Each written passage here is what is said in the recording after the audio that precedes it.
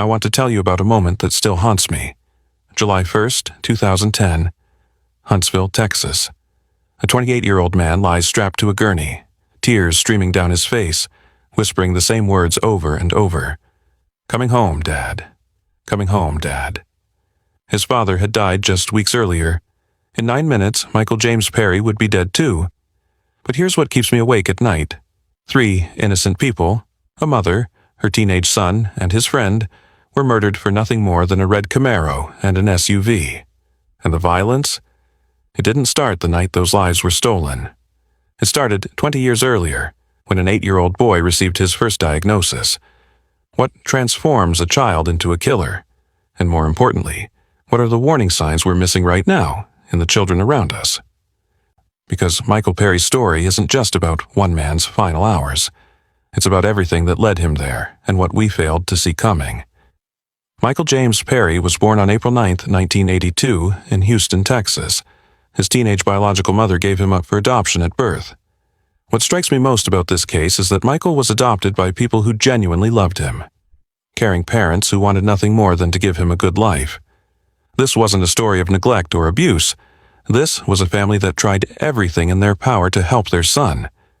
But by the time Michael turned 8, something became clear. This child was different. Warning, sign number 1, the ADHD diagnosis that was more than hyperactivity. At age 8, Michael was diagnosed with attention deficit hyperactivity disorder. Now, I know what you might be thinking. Lots of kids have ADHD, but here's what most people don't understand. It wasn't just about a child who couldn't sit still. It was about emerging patterns of behavior that went far beyond typical childhood restlessness. Even with this early diagnosis, Michael didn't qualify for special education classes in elementary school. He fell into that dangerous middle ground, troubled enough to be noticed, but not severe enough to receive specialized intervention. If you're a parent watching this, pay attention to what comes next. As Michael entered adolescence, things got worse.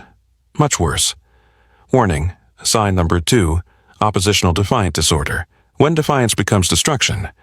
In 7th grade, doctors added another diagnosis, oppositional defiant disorder.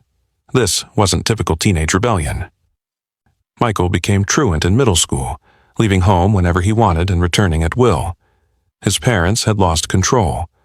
But it wasn't just defiance, it was what came with it. Michael started stealing his mother's jewelry to sell it. He crashed the family van. He broke into a neighbor's home. These weren't cries for help. These were calculated acts of theft and destruction.